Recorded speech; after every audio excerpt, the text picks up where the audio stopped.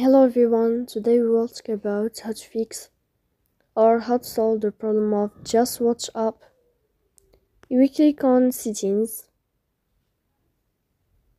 Here in this page you will go to apps, default apps, app settings.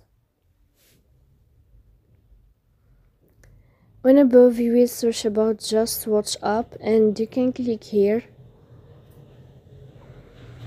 After that, in this page of app info you will click on first stop, then you will click OK. Here you will enter to the window of storage. Then you can click on clear cache. In the end, you can turn on your airplane mode and you can turn off your airplane mode again to fix that problem.